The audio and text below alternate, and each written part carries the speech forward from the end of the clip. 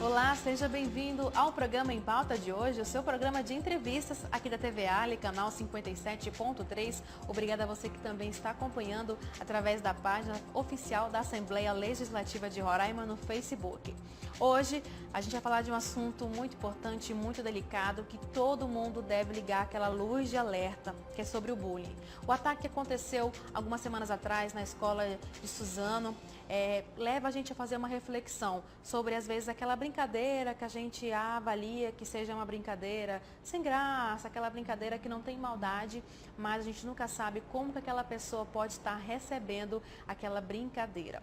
E sobre isso a gente vai falar hoje com o Wagner Costa, ele que é psicólogo. Wagner, muito obrigada pela sua presença hoje aqui no programa Em Pauta, falar um pouquinho desse assunto que deve chamar a atenção de muita gente, né, Wagner?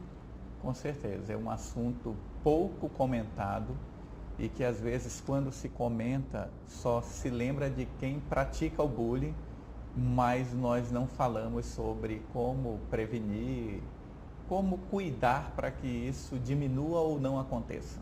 E às vezes a gente também só fica sabendo dessas coisas quando acontecem essas tragédias, né? Porque não é a primeira vez que é um fato como esse, de pessoas que entram numa escola com armas e matam pessoas, de muita gente que são inocentes, né? Que não tiveram muito a ver com aquela situação, acontece. Então, para a gente começar a falar sobre esse assunto, o que é o bullying para quem faz e para quem recebe esse ato? O bullying, ele se caracteriza por um tipo de perseguição. Então, às vezes, há uma generalização que até banaliza a ideia. Porque uma brincadeira que não se repete não é bullying. Então, o bullying está sempre caracterizado como perseguição, como alguém que deliberadamente quer maltratar o outro. Então, esse é um termo que vem do americano, e o americano ele tem muito isso nas escolas. E quem assiste televisão, os filmes mostram que isso é uma realidade deles. Grupinhos mais fortes que exploram ou espancam os mais fracos. Algo que não é tão assim no Brasil, mas que as coisas vêm mudando e está ganhando proporções que a gente às vezes não sabe bem como lidar com ela. Para quem sofre, é triste, porque a pessoa fica sem ter opções de para onde correr ou como se proteger. E aí entra a grande questão, que é a proteção dos pais, dos educadores, do adulto que está cuidando das crianças ou dos jovens. E esse bullying, ele acontece de várias maneiras, não só presencial ou físico. Hoje a gente já ouviu falar até no cyberbullying, né? Isso que acontece pelas redes sociais, pela internet. Sim, são brincadeiras de mau gosto que vão se repetindo. Então é o peso da pessoa, é a questão se ela tem uma aparência que não faz parte do grupo. É aquele, eu tenho uma aparência mais indígena e aí eu estou num grupo de pessoas que tem um outro perfil. Às vezes isso gera o bullying, às vezes é a questão financeira, as roupas, o tipo de profissão dos pais. Então, dependendo do grupo, ele pode se caracterizar de várias formas. Então, ele sempre parece que busca uma desculpa, né? Sempre tem um motivo para fazer aquela brincadeira. Assim, para quem faz o bullying, é algo...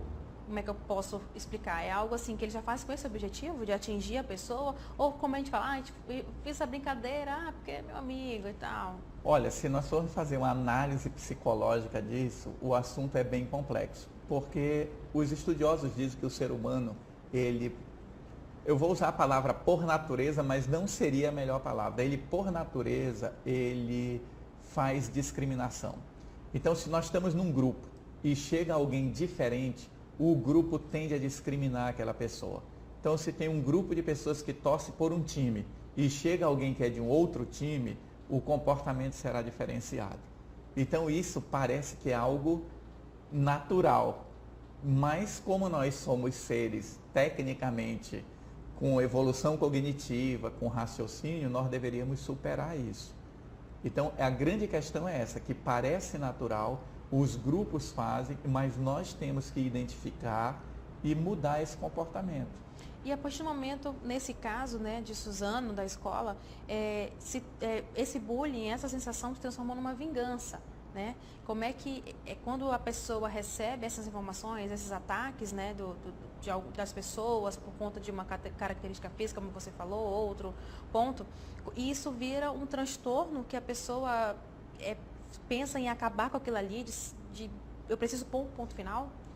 Veja, essa situação da escola especificamente, parece que os rapazes, eles já estavam com algum tipo de problema, porque você só tem uma atitude nesse grau de violência quando tem algum evento que disparou isso. Então ele poderia estar sofrendo bullying, ninguém sabe exatamente, tem muitas declarações perdidas nesse meio, mas o que a gente percebe é que existe um evento disparador.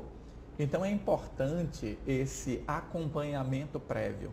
E aquilo, quem sofre bullying, ele termina perdendo o equilíbrio. E uma pessoa desequilibrada, ele é capaz de tomar decisões loucas. Provavelmente eles estavam pensando em se matar. Porque é aquilo, eu faço uma loucura tamanha que eu sei que quando a polícia chegar, não vai ter outra opção. E às vezes é uma forma de se tornar alguém conhecido.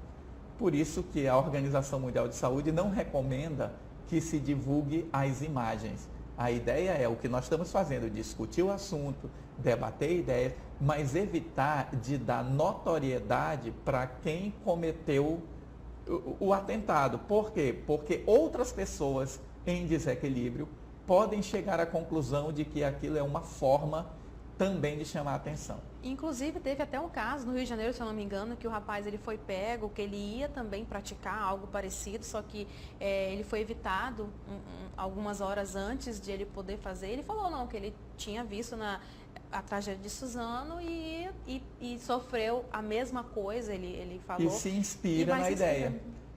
Vamos supor, eu estou sofrendo bullying, eu estou aqui revoltado, mas eu não sei o que fazer.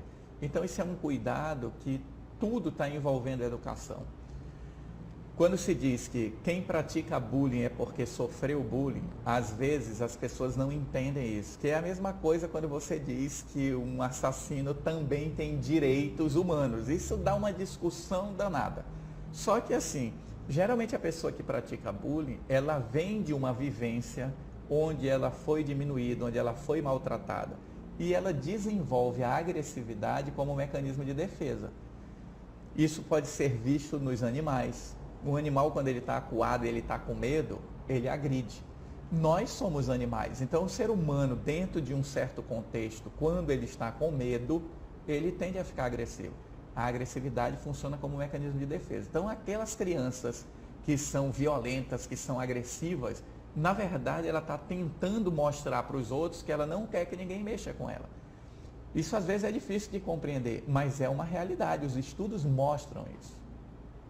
Tá certo, a gente vai continuar falando sobre isso no próximo bloco para saber qual o papel da escola nesse caso. Não sai daí que a gente volta já já com o Em Pauta.